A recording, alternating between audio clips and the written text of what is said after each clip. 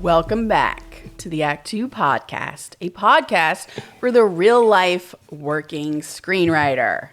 I am Tasha Hugh. And I am Josh Hallman. And as a reminder, to those of you who are new, Act Two is a network and support group for the everyday working screenwriter, of which this podcast is just one of the things that we do. So thank you for joining us here. Yeah. Thank you. I realize that we take for granted that everyone who listens to this podcast has been listening to this podcast. So sometimes we don't do our intro, and maybe people are like, who the fuck are these people? And why am I listening to them? I think about that too. And then we just keep going. We just keep going. Maybe we should reintroduce ourselves at some point. Anyways, please subscribe to the podcast so you don't miss out on any of our upcoming topics. We're doing a lot of interviews coming up that are going to be pretty great. We're going to be talking about someone's arbitration experience that was much different than mine, which I think will be interesting. We'll be talking about short stories coming up here soon. Yeah. And other things. So look out for those. Yeah, we do have a couple interviews coming up. Yeah. It could be awesome. And then I think we're going to need like a downbeat period, because Josh and I always get, for some reason, like really exhausted by interviews. Like we need like a month off for some reason. Are we taking a break? Do cool topics in between. Oh, a month off. Oh, okay. No, all right. not all off the podcast. No. Josh jumped at that. We'll never stop. We're going to outlast everybody. We can't stop. If only out of sheer stubbornness. 100% sheer stubbornness. If you would like to DM us because you have questions, follow-up questions on anything we talk about, or topic suggestions, or you want to say you're fucking stupid, why did you say that that's not true, which people have said in much nicer language than that, though, which we would appreciate if you're calling us out on something. Yeah. You can do all those things at ActTwoWriters@gmail.com, all spelled out, or on our Instagram and Twitter at ActTwoWriters. I am also there. I am Story Thursday on Instagram and Tasha 3.0 on Twitter. I'm Joshua Hallman on Twitter. Josh Hallman on Instagram. We're talking about our favorite topic today. Today, actually, yeah. Today's a big day. I think I say that every week. Big day today. You say that it's a big day every week. We're talking about blockbuster movies, summer movies that are coming out. It feels like the 90s again. It does. You said it felt like 2019. I feel like it feels like the 90s. It feels like something really big is coming out every single week. And I've been at the movies a lot lately. And I feel like we've been talking. Yeah, we've been going to theaters, and I've been talking to you about it. And I think I realized we were talking about theater movies more than we've ever talked about theater movies. Yeah. Excuse me, movies in theaters. And then we thought we should do a podcast topic about blockbusters because it's probably one of our favorite things. It's one of our favorite things. Right? Yeah, and I was flipping through. I was like, oh, man, what should we see coming up in theaters? Because Paul and I recently signed back onto the AMC A-list, which for those of you who don't know what that is, you pay a monthly fee. It's like $20 or something, and you can see unlimited movies for that entire month, and you get like premiere food things, and you get $5 off coupons all the time, and it's so great. And we were off that for years, certainly during the pandemic. But even after the pandemic, we were like, meh, we're not seeing movies in theaters. Who wants to go do that? And now we're back, baby. Yeah. I was telling you that story where I was in line at AMC. I went to AMC. Then they have two different lines for like the A plus Premier members and then just the common folk. The A plus Premier actually has gold like ribbons or whatever it is, nylon things holding up a line. And I walked over, just for the record, I am A plus Premier, so, no big deal. And I was going to get some food, and the line, which was the express line, was massive, just curling around this little like red carpet area. So a lot of A plus members. A lot. And then everyone's waiting in line. And then I look over to the normal line, and there was like one person in it. And then I walked over there, got my food faster than everyone else. And I was like, what are all these other people doing? Why are they? I don't understand lines. I don't understand people who wait in lines. People love that A plus. I don't understand either. I hate lines. That's all to say. A plus Premiere stuff is awesome. It's the way to go. Absolutely. And I know we're getting ahead of ourselves. Yeah. Go. I already have my tickets for Indiana Jones. Okay, we're getting ahead of ourselves. Okay, we're not going to talk about it. We have this week's in writings to do. We have it this week in writing.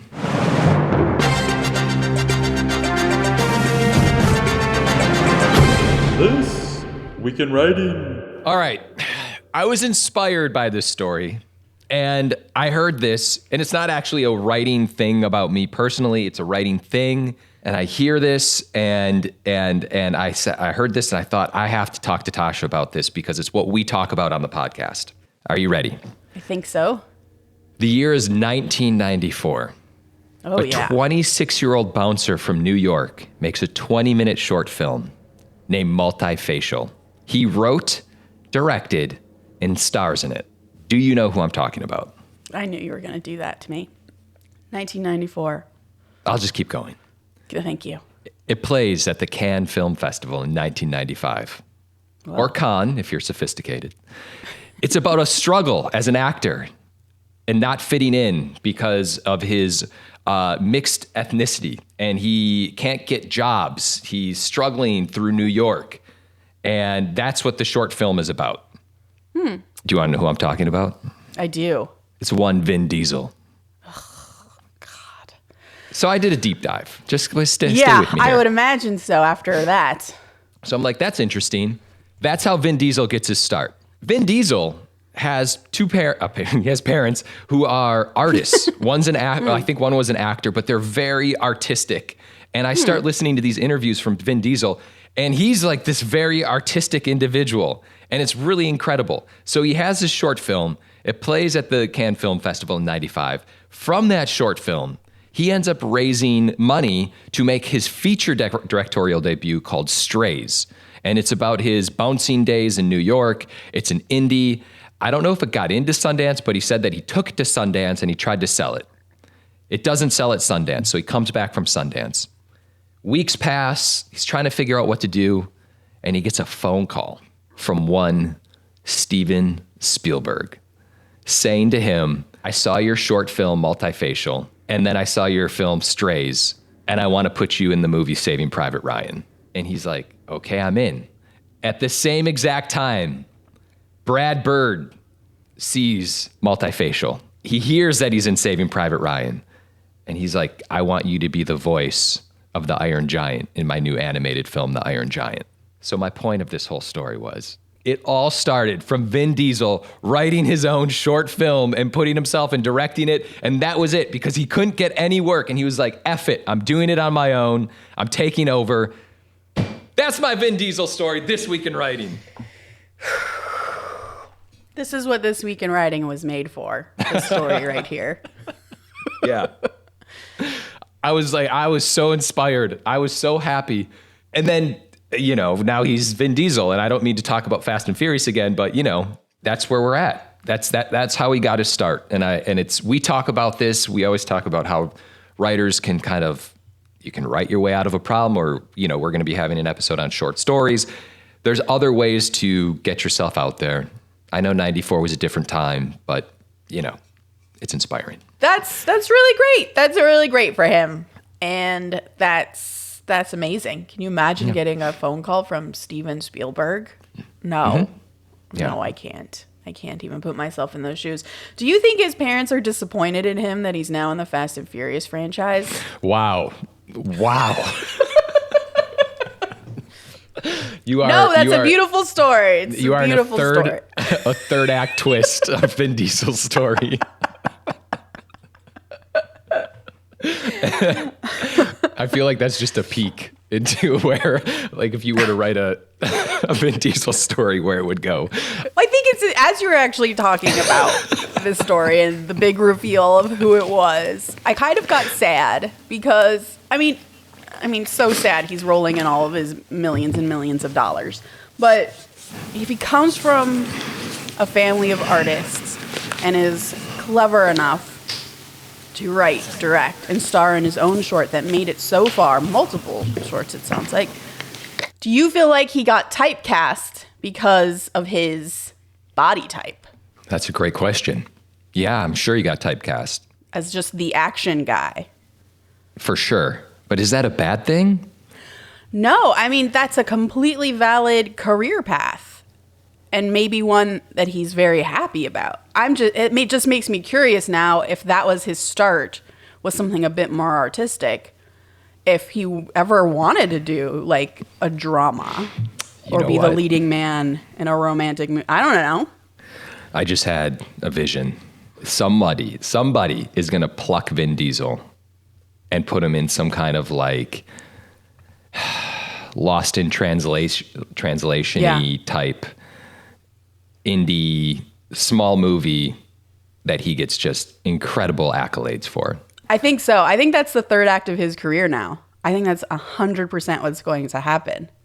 Oh, I'm here for it.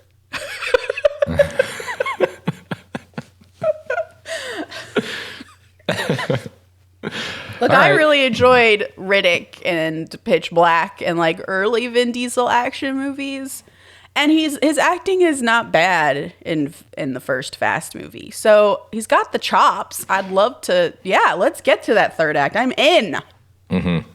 God, I can't believe you always sneak Fast into something now. I didn't mean to. I don't know how this happened. It's just part of my algorithm at this point. All right. I had some interesting conversations with writers recently. We're breaking a story together and we're like, okay, now what do we do? Like, we've sort of talked about what the story could be just as an overall 50,000 foot view, bird's eye, just looking down at what the story arc could be. How do we actually turn this into like tangible episodes of something, right? Mm-hmm. And we all kind of like had this moment that you and I talk about a lot of, how do we write again? What is story? And so people started kind of busting out their ways of building those story blocks and actually creating episodes from big brainstorm ideas. And everyone had a different way of doing it, which I thought was worthy of This Week in Writing. So someone does Save the Cat, and they do Save the Cat no matter the format. If it's a movie, they do it. If it's an hour-long drama, if it's a 22-minute show, if it's a 5-minute show, 11-minute show, whatever, they will always do Save the Cat. And what was very interesting is another writer, he does Dan Harmon's Story Circle, which we'll talk about both of these things. And he had been working on 3-minute animated episodes. And he was using this story structure with the 3-minute thing. And as he was saying to us, he was like, it's required. Like, even if you watch a movie trailer, which is going to be, 1 to 2 minutes, there's a story within there. It needs to tell you a beginning and a middle and an end. And so even if it's a 3-minute short, it has to have a beginning, middle, and end. And it has to arc in a certain way. It has to emotionally engage you in a certain way. And so, yes, I use this story structure even on those 3-minute things, which is fascinating. So I had never actually heard of Dan Harmon's Story Circle. Oh. We've talked about Save the Cat a million times. Have you heard of Dan Harmon's Story Circle? I have. Have we talked about it? I thought we have. I feel like I've heard him talk. I've seen him talk about it. Well, it's new to me. So it's a take on the Joseph Campbell story arc. And it's just this wheel. If you Google Dan Harmon Story Circle, you'll find it pretty easily. And it's a wheel of 8 different sort of story turning points. The first one is your characters are in a comfort zone. The second one is, but your characters want something. Third is your characters enter an unfamiliar situation. Then they adapt to that situation. And they get what they wanted by number 5. But they pay a heavy price. And then they return to their familiar situation having changed. So could we just quickly, we don't have to spend too much time on this, but break this down if this were a feature? I know we're talking television. Yeah, I mean, I think it applies to everything. To everything. But so when I was reading this, the number 5 where they get what they wanted, where are we talking here? We're talking like Act 2B? Feels like the midpoint. That's the midpoint. Yeah. Yeah, they get what they wanted. Okay. This is where fucking story structure pisses me off. I tell you what. Pardon my language. I love But it. if you go by this, not everyone gets what they want at the midpoint. Not every character should. Not every story functions that way. So what I asked this writer who brought up the Dan Harmon story circle, and I read it, and I was equally upset at that moment as well. I was like, explain to me how you use this functionally. Like, do you, before you start writing anything, like there's a blank page and you haven't even brainstormed, do you look at this and then conform your story to this story circle? Yeah. He said no. He said he usually does it after what we had done, which is brainstorm ideas, right? So you have your overall idea of what your movie or what your pilot is going to be. And then you layer this over it and say, okay, do we have these sections of the pie? Because if we don't, then maybe our story is not moving in the right direction. And he's a smart guy. So he also, I'm sure, also knows, okay, if number 5 get what they wanted doesn't work with the story I'm telling, then that 5th section is going to be different for my story. But it at least gives me some kind of guidance when you are in that moment of, how do I write again? It just sort of helps you start structuring and creating your outline so you can practically then go write something. And it's the same with Save the Cat. As much as I rail against Save the Cat, I also know that I use it in this exact moment when I have brainstormed something to exhaustion and I'm ready to start putting it on the page in an outline form. And I think, okay, well, how do I take what I know I like and make it structurally sound? And then I'll use this as a kind of, that's, I think, how to use these things. But I just thought it was interesting. And then there was a third writer in the room who, she's like, I use something else, but I'm just not going to even bother saying it because it's like so crazy and weird. And I really wanted to know what it was. But she says it's some kind of like theater version of this story structure that also works for movies. So I guess she comes from theater. And then someone else was like, yeah, and there's this cool like Japanese one that I use sometimes. So like, Wow. Yeah. So everyone has their own thing.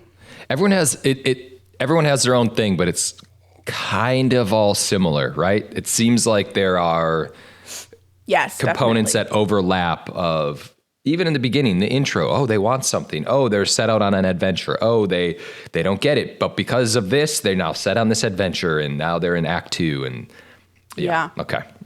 Yeah. All right. Well, that's my This Week in Writing.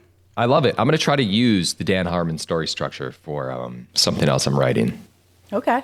See what happens there. All right. Yeah, let's do it. Okay. Is this it? Are we moving into the big topic? Spec check. Oh, spec check. Okay. So I'll go. I'm actually, we have writers group tonight. I don't know if you're going to be there. I will, of course. I had miss it for the world. Oh, it's okay if you did, but I'm waiting to get notes from you on one of the specs that I'm writing. And I started to write something else, Tasha. A new idea? Yeah, in my downtime. Ooh. I know. Okay. It was on my brain. I've kind of had an outline for it. And then I had a moment of inspiration. From the Vin Diesel story? From the Vin Diesel. No, not from the Vin Diesel story. One day I'm going to get into this, but I am heavily involved with LAPD and authority at this given moment of my life. Not in a bad way. Not in a bad way at all. And I'll tell this story at a future time. But I've had some ideas percolating, and I've had this spec idea. And so I kind of dove into it. So I'm outlining something new while I'm waiting to get notes on what I have submitted to you guys. Like a cop thriller? There's a little bit of some cop stuff in it, yeah. This is a very exciting time in Josh's life right now, and I can't wait till he pulls back the veil and allows us all to peek into what this time in his life is like, but it sounds nuts. I started this podcast saying, oh my God, I look tired. and I think this is why. Yeah. But having said that, my priority is what I have submitted to you guys. So when I get notes back on that, I'm going to revise that and ping pong off of each other. It's Act 1. It's Act 1. It's only Act 1. That's it. Okay, cool. Awesome. I haven't read it yet. I will read it this afternoon. I'm very excited. No, it's all good. To talk about it over pizza. Be in a good mood while because it's kind of shitty. But all right, what's yours?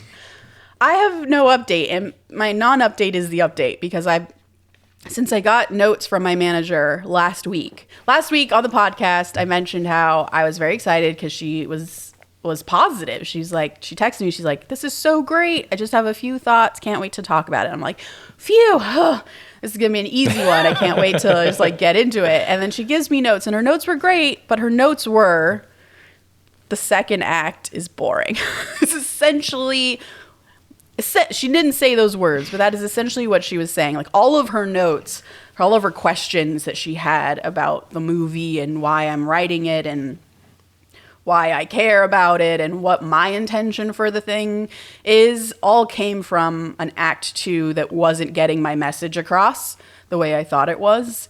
So I endeavored to write a very simple movie because I tend to overcomplicate movies, and I was so proud of myself for writing a very simple movie. My character pretty much in Act 2 goes 2 places, and then we're into the third act.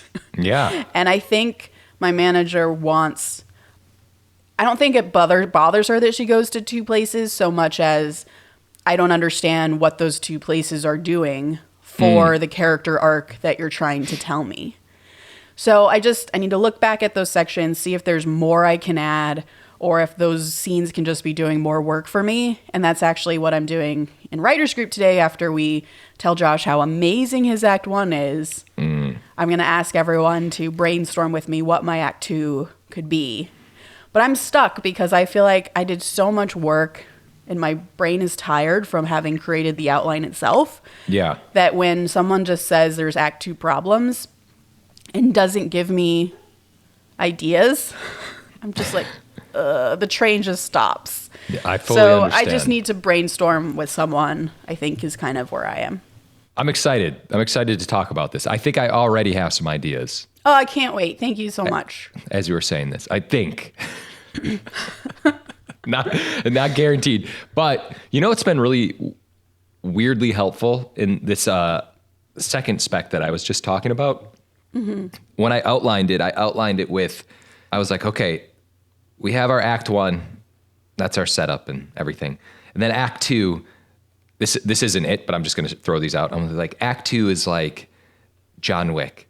Act 2B is like Safe House. And Act 3 is like, so I broke these down in my outline. And the reason I'm bringing that up, you know what? This isn't going to solve your problem. No, but that's an interesting way of thinking about story structure that feels clearer in your brain, right? Like, yes. I understand what John Wick is very clearly. So how do I replicate that for my character and the story I'm trying to tell? And then I never saw Safe House, but I guess that makes sense too for Act 2B. You've never seen Safe House? No, I was working at Universal at the time when it came out, and I think I resented it, so I just didn't want to go see it. Even though it's like my kind of movie, I just didn't do it. Oh, man. All right. Well, anyway, I'm excited for us to talk about our specs. I think that's a good jumping off point to Blockbusters. Blockbusters. Here we go. Let's do it. What is the lineup? Okay. This is how I feel like we should do this. Start with, this all started because we were going to go see The Flash. Yes. Separately. I was like, I'm going to see The Flash. You're going to see The Flash. So we are now 2 weeks out from when The Flash has been released. Yes. And we thought we could talk spoilers. And then just yesterday, I get a text message from you that said, my theater's power is out. I can't see The Flash. And I was like, oh, damn. Well, I already saw The Flash. But the point being is we won't dive into that. But we're going to talk about the upcoming blockbusters and kind of get a gut reaction of how you're feeling about them, if you're going to see them. Just talk about character and stuff. So I have a list. Yeah. I want to give it to you. Bring it. I'm so upset about The Flash. So this past weekend, the movie No Hard Feelings came out. I don't know if this is classified as a blockbuster, but it was the only release on the 23rd. Are you going to see this movie? Yes. I literally, as we were signing on to this podcast, texted my good friend the trailer and said, will you go see this with me? I just want to let you know I'm also seeing it. Yeah. We're recording this just a few days before it comes out. Mm-hmm. I'm very excited because I really want there to be a successful comedy that's R-rated. Too. It needs Jennifer to come Lawrence. I've not actually seen the full trailer. I just know I want to see it for this exact reason. It feels like one of those old movies that just would come out casually in movie theaters, and you just go. Everyone would go see it, and it would be this great R-rated. I think it's R-rated comedy. Yeah. And we don't get a lot of those anymore, and I want to go support it as well. God, I hope this succeeds. I hope Jennifer Lawrence brings back the R comedy. Okay. Me too. Moving forward. Yeah. June 30th. I mean, we all know what comes out on June 30th, best day of the year. The Dial of Destiny, the 5th installment of the Indiana Jones. Jones. 4th installment of the Jones series. Thoughts, feelings? How excited are you? I've already bought my tickets.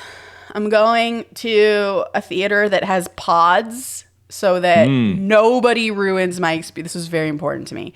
That no one's going to be on their phone, or if they are, I'm not going to see it. There's not going to be little children running around. There's not going to be teenagers playing their Switches. I cannot have that in my first viewing of Indiana Jones. I can't. So I'm in a pod. It's late at night because it was already sold out for most of the showings. So it's a 10 p.m. movie, which, if anyone knows me, I'm usually in bed by 10:30. So I can't believe you're seeing basically like a midnight showing of Indiana Jones. Yeah. Well, I should even say I don't have one for June 30th because it was fucking sold out everywhere, which upsets me greatly. I have to see it on July 1st What? at 10 p.m. I know. I actually think you need to keep looking for tickets because everyone, if you don't know Tasha, June is considered June Fun Month in the world of Tasha. By the way, happy birthday. Thank you. I feel like just to finish out June, you need to somehow figure out a way to see this on the 30th. I need a pod, though, and there are not many pods in Los Angeles where there's, like, walls around you. If you're not sat in one of these pod theaters, there's, like, you're in a pod. You can't see other people. It's great. You can't even see Paul. I don't care. Like, who's sitting next to me? I don't care. All right. So just keep looking. Maybe someone will drop out. You never know. Okay. I think thank you for your support. Do you have your tickets yet? I do not because oh my God. I have a little issue here. Uh-oh. I'm going to be in Hawaii on June 30th? Yeah. Do you see it in Hawaii? Do I? Do you? Do I break from a vacation to go watch Indiana Jones and the Dial of Destiny? That is part of the vacation. It's like true joy for 2 hours. I'm going to look into the theater, and if the theater is not up to my liking, I think that's a big part of the question. Then I'm not seeing it. Then I'll just wait, and I'm going to read There is no spoilers. better viewing experience than Los Angeles and possibly New York. I mean, they care. People just care. Yeah. Okay. Oh boy, Josh, when are you getting back? When can I talk to you about it? I come back on the 4th of July. That's a long time before I can talk to you about it. By the way, counter programming, just real quickly, is a movie called Ruby Gillman and the Teenage Kraken. Does that come out the same day? Really wants to see. Yeah. So I feel like it's like a DreamWorks or who I don't know. Anyway, it's an animated film. It's going to be great. Okay. I'm just planting a seed. I feel like Ruby Gillman's going to kind of sneak in there and steal some thunder from Indiana Jones. Doesn't look very good. Ruby Gillman or Indiana Jones? I mean, come on. I've not watched trailers, by the way. Whenever the trailers come on, I saw the first trailer, blew my mind. I was so excited. Every other trailer since then, literally, they've come on in the theater. I close my ears like this, and I close my eyes, and then I just start humming. Because I don't want to hear it. I don't want to see it. I probably look like a fucking crazy person. I was like, what the fuck is wrong with this woman? All right. Okay, sorry. July 7th. Interesting weekend. I don't know if we have a traditional blockbuster, but here's what's coming out. Joyride. Yeah. Oh, I can't wait to see that. Yeah, I'm seeing that with my friends. Yeah. Okay. So that comes out. Which is just a bunch of Asian girls on a joyride. Is it R-rated as well? It's R-rated. It looks like it's got like a hard R comedy sensibility to it. Yes. I think this movie is going to do really well, by the way. I'm also very excited to see it. Good. And then the new Insidious movie comes out, which I didn't even know there was one. I didn't know that either. I'm in. And I just want to throw out a third on July 7th. This is not a traditional blockbuster, but I'm going to tell you why I'm talking about it. It's called The Outlaws. It's on Netflix. And The Outlaws is a movie that killed one of my scripts. Yeah. And it hurt me. I just wanted to throw it out there. It's about in-laws who are spies. In-laws who are outlaws. Okay. And they meet the daughter's boyfriend for the first time. Yeah. And then the daughter's boyfriend. Or something? I don't know. It's like your exact script. It's pretty spot on. But so this that killed one of my scripts. I'm sorry. Oh my God. Oh, it's all good. Out of curiosity, do you want this movie to do well or to do poorly? I want it to do well, but I'm not sure I'm going to be able to watch it. Okay. Interesting. That's fair. Fubar on Netflix. Yeah. Yeah. Also basically killed something else of mine. Yeah. Yeah. I want it to do freaking spectacularly well. I haven't brought myself to watch it. I can't. I just can't watch it. I understand that. I really want to see it. Oh my God. Okay. So anyway, July 7th, you'll be seeing Joyride. Yes. And then July 12th, just all to itself. No other release is coming out this day. Mission Impossible, Dead Reckoning Part 1. Yes. We've got some thoughts. I love Mission Impossible. It is my Fast and Furious, I guess. Similar vibe, just smarter. Yeah. I'm not even going to argue that. Yeah. But they're so fucking good. And then Haley Atwell, who plays Lara Croft in Tomb Raider, the show that I'm doing, is in this movie, and she's incredible. And every time she'd come to record, she would tell us stories from on set of shooting Mission Impossible, and it sounds bonkers. And she is incredible. She is basically Lara Croft, everybody, just so you know. Like, the things that she did in this movie sound incredible. So I can't wait to see her and the stunts that she's doing. Of course, Ethan Hunt, Tom Cruise, is always going to have an insane stunt. There's always one like thrilling thing in particular that he does. And this one is, as we all know, I think at this point, driving a motorcycle over a cliff.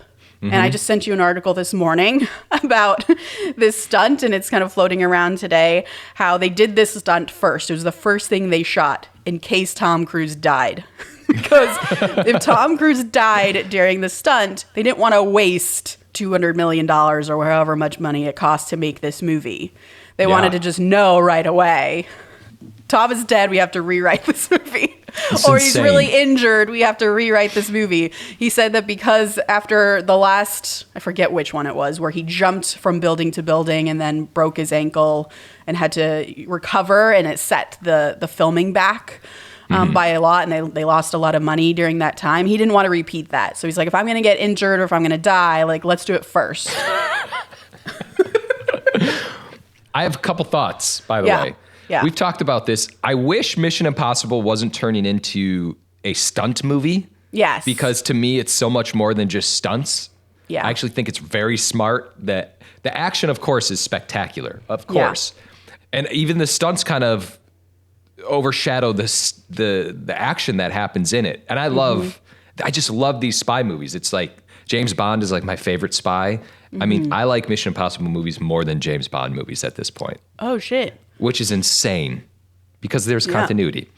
But, you know, after you sent that article, I was thinking that back in the day, there's that Buster Keaton. He was a silent film actor, and everyone used to go see his films because of his stunts that he used to do. And he was like a comedic stunt performer on camera. Yeah. And I was like, is Tom Cruise like a modern day version of that? Of like a Buster Keaton? Yeah. I can't even believe I'm saying that. That's an amazing comparison. And I also have mixed feelings about the Mission Impossible series becoming this, because the very first one doesn't really have big stunts. I feel like the biggest stunt is him on the high-speed train, But that's a green screen set situation. It's completely controlled, and it doesn't feel like, holy shit, he's just defied death to do this. Yeah. But then it started building and becoming that, which is why I say it's like Fast and Furious. Like every installment now, they have to do something new and big. And what is that going to be that everyone talks about that Tom is doing? Yeah. But yeah, for me, like, I mean, the reason why the first Mission Impossible is my favorite is it was very story driven first. Like the character stuff and the mystery that you're solving was forward. Yeah. Oh, the first stunt is obviously him dropping down in the CIA thing. That was the first stunt, not the... Yeah. That's what started it all. Was I remember there were articles at that time being like, holy shit, look what Tom Cruise did. And he did all of this. Like, there's no tricky camera work. He actually worked out so hard that he could float like that above the thing. So I guess it did start there. That's fair. Okay. I'll walk that back a little bit. I know, but it's not what it is now. Now, I mean, he went from falling 10 feet and, using his abs to launching off of a, cliff. Yeah. Okay. So that's July 12th, and that occupies a lot of space because actually July 12th, I think, is a Wednesday. Takes over the weekend, and then we go into July 21st. Yeah, hit me. Wait, there's no movies releasing that weekend? No. Oh, interesting. Nothing to note. It's just... No one wants to compete with that. No one's touching Tom Cruise. Yeah. Except for one man who's coming in the following week. Yeah. Oppenheimer. Oh, Nolan. Also coming out that weekend is Barbie.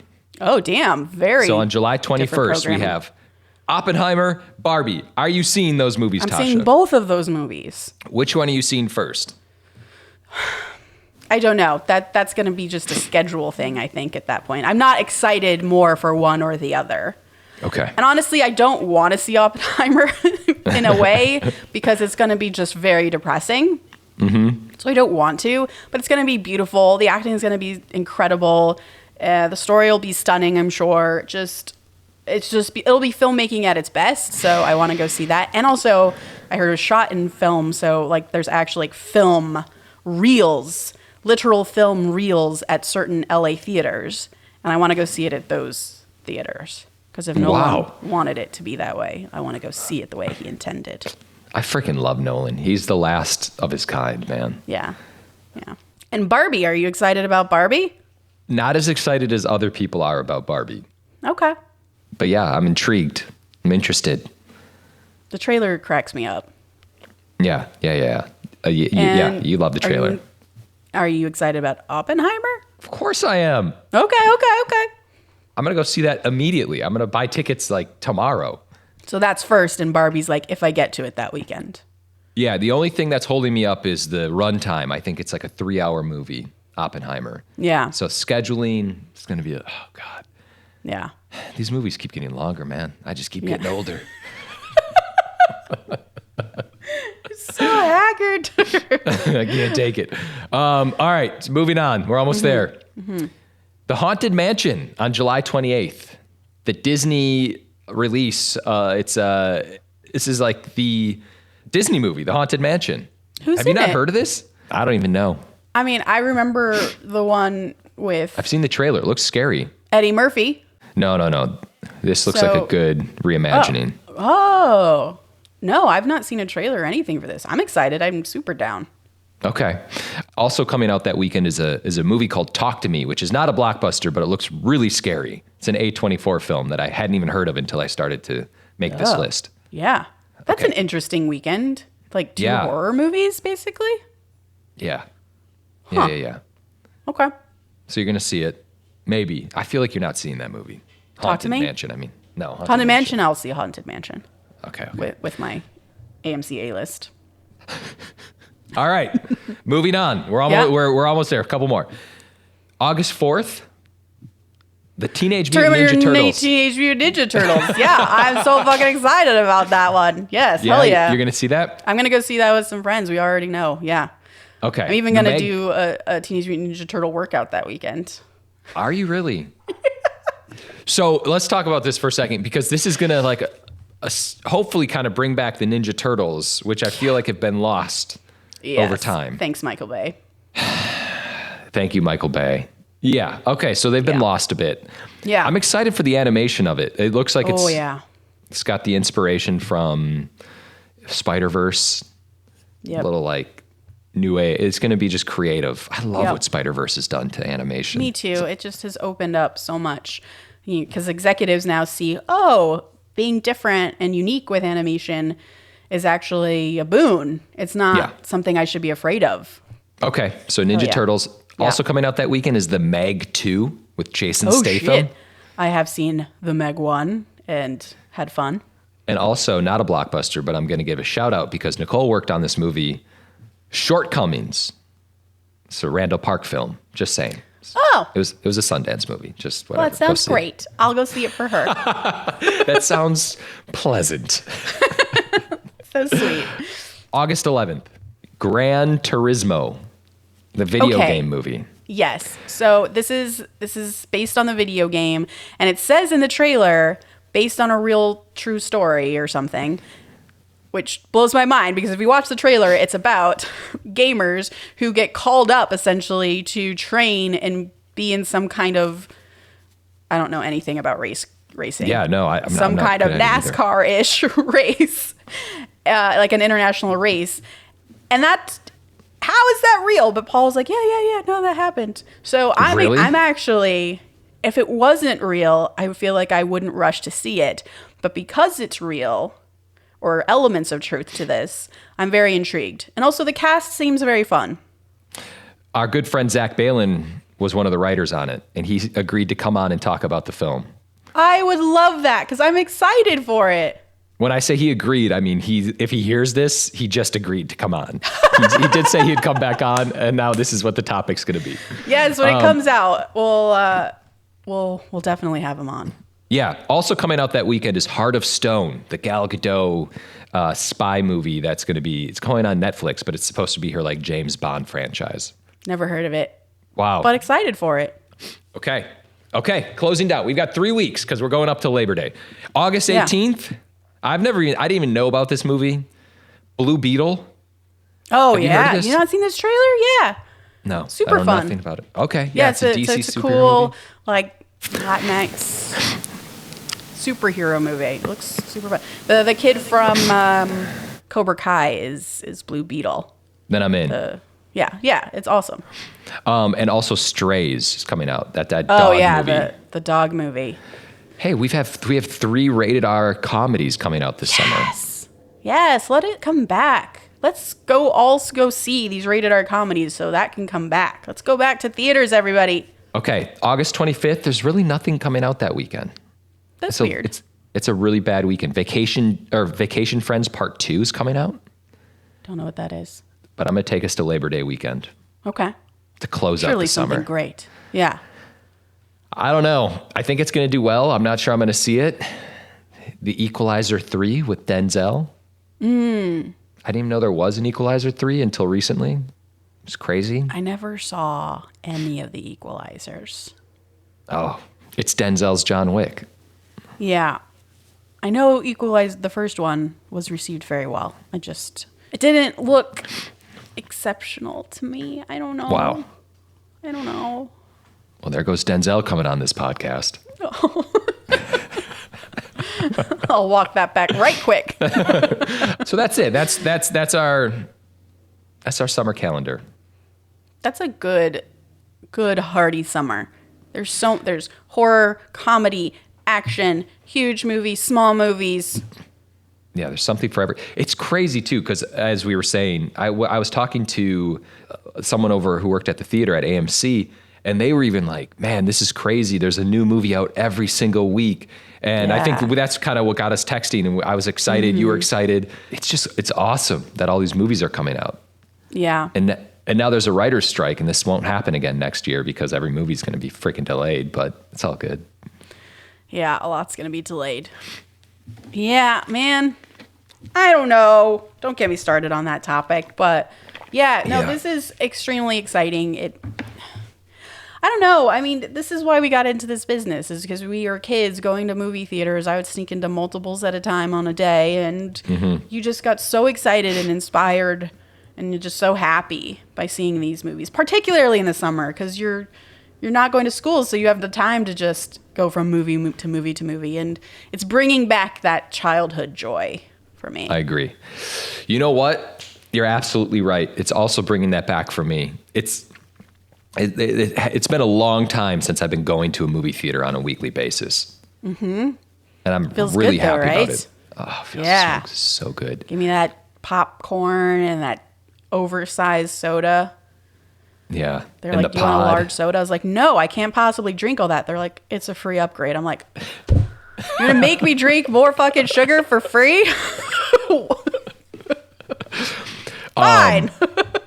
In closing, yes, I had one of the most adult moments ever of my life recently. I went to the movies. I didn't even get any concessions. And I was like, man, I kind of want a snack. And then Nicole's like, here. She pulled out some like almonds and like... So I ate almonds in a movie. I didn't even get popcorn.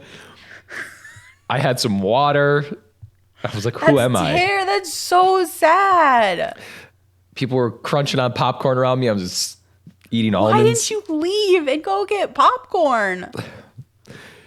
I was too far into the movie. Like I should have. I feel like popcorn's only good in the beginning of a movie. Yeah. That's fair. Once you pass the inciting incident, you can't get any more concessions. Yeah. It's done. And you should kind of be done with your popcorn by then anyways. By then even you're if done. you get a giant one. Inciting incident is around when you've tapped out on popcorn. Yeah. That's a sad movie experience, and I'm sorry that happened to you. All right, that's it, Tasha. All right. Go see movies this summer, guys. Yeah. Quote of the day. Quote of the day. The script is what you've dreamed up. This is what it should be. The film is just what you end up with. George Lucas.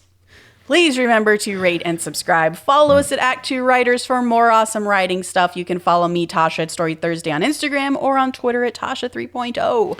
And I am Joshua Hallman on Twitter, Josh Hallman on Instagram. And as always, the Act Two podcast is a production of Act Two, a network and support group for the everyday working screenwriter. This episode was edited by Paul Lundquist, music by 414 Bag, which you can find on Spotify.